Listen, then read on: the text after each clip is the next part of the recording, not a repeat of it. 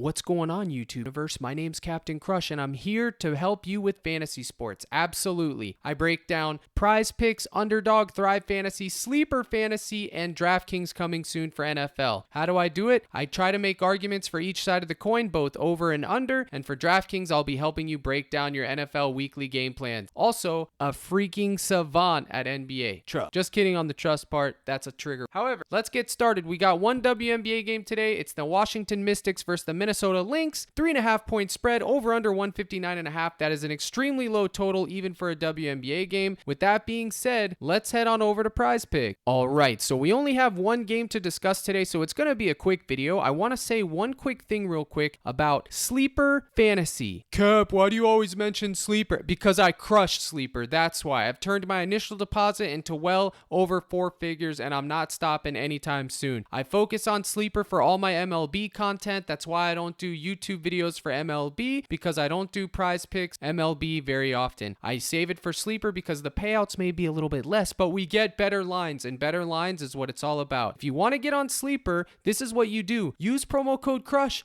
I'll give you a free 30 days on my Discord where all my Sleeper tickets are, and guess what? Here's one today, Crush. Here's one from yesterday, Crush. That's what I do. I'm on a Sleeper heater, and I hope it continues. Remember, promo code CRUSH, and you can get 30 free days into my Discord and see what it's all about. Now we head back over here to PrizePicks, where, let me tell you something, I do a little bit of MLB for Flex Friday and Taco Tuesday, but it's not going to be in my main contest on PrizePicks because, like I said, I use Sleeper for that. But I do use I do use PrizePicks for WNBA, NBA, NFL, and PGA. But I want to talk about PGA right quick. I know I'm all over the place. There is a golf tournament tomorrow. All the majors are over, so golf is going to be winding down as NFL and NBA start to pick up in the next couple months. But this will be a decent tournament. But I want to say something about PrizePicks. They killed their PGA prop content. Why? Because you can take any combination of these guys now, and it's going to be a max payout of 6x, which is absolutely absurd, and something needs to be done about this. It used to be if you take 2 overs and 2 unders, or 2 overs and 3 unders, or vice versa, you can get 14.5x, 13.5x, or 12.5x. It didn't, with a max payout of 30x instead of their normal 10x and whatnot. Now they're only giving you 6x and 1.5x for this. This needs to be stopped. They had a bad weekend, so did Underdog, and now they're making us pay the price. Go back to how it was, PrizePicks, because you're going to lose so much action by doing that. Just make it a static payout. You make plenty of money, and no one wants to hear about it, okay? You guys can afford it. Give us the courtesy of going back to how it was. All right, so now we can talk about WNBA. I'm sorry for ranting like that, folks. I had no sleep last night. I've been up early all day, already crushing in my Discord. I do these Discord live streams every single day. That's where the bulk of my energy goes. It's a full-time job. So miss me with the captain being low on energy today, because you're absolutely right. Cash that ticket. I haven't had a Red Bull. I've had barely any sugar, and this is what I got. Nafisa Collier, absolutely. 28.5 points plus rebounds. Listen, could find her prop anywhere at 7.5 rebounds. You best take over,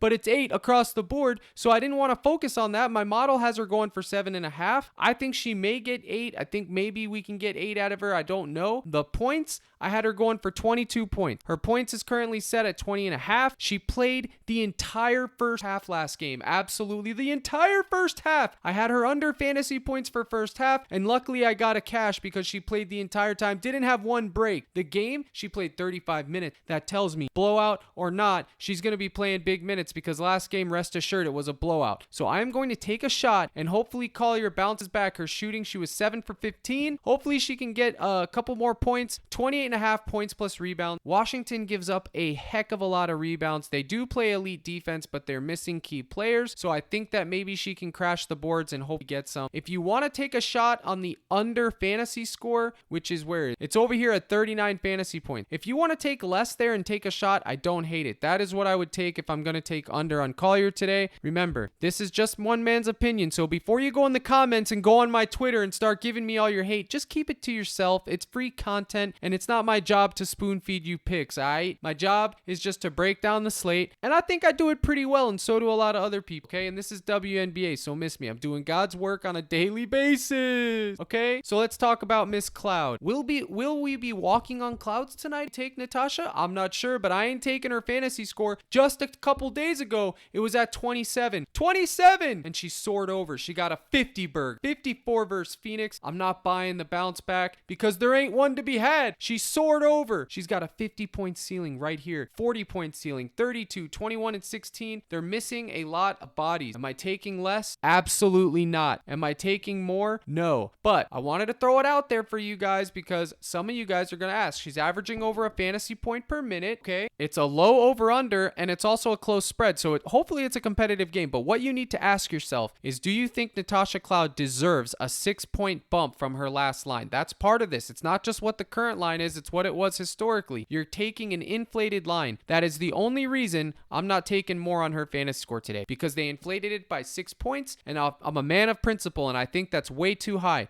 but she is 100% in play, okay? Now, the next person I'm going to talk about is going to get me a lot of hate because she's a total dart. Kayla McBride, 10.5 real points. Why? Well, I'm going to show you why. Let's go over to ESPN, okay? Last game, this was a blowout, by the way, 98-81, and it wasn't even that close. Trust me when I tell you, all right? She played 23 minutes, but look at this. She had 4 fouls, okay? So she couldn't keep her hands to herself, all right? She went 3 for 11 from the field, and 8 of those 11s were from three-point land. She historically does this. She'll shoot 5 to 8 three-pointers a game, okay? She still had 10 points in a dud game. 3 for 11 and still got 10 points. She had 1 free throw. So I will take the total bounce back narrative that she can possibly take 8 3-point shot attempts again in a close spread and in a game that should stay close. I'll take over 10.5. She was at 12.5 points a couple days ago when she was in those games, but now she's at 10.5. That is why I'm taking. So if you wanted an argument for less, you'd come out here and you could think, well, Kayla McBride's going to throw up another stinker because she's the Sophie Cunningham of the Minnesota Lynx. Absolutely she is. So if you wanted to take less, I could see an argument for it, but I won't be anywhere near it. I'm going to go ahead and hope that her shot falls in the hoop tonight. Again, another argument for the side of less would be Washington does not give up a lot of points. So you can go there if you'd like, but I'm just going to take more here. I'm ready to eat chalk if need be. Now, I want to talk about one other prop from Washington. Well, there's going to be a few other ones, but this one, Shatori Walker-Kimbrough, okay? I don't know much about her historically because she's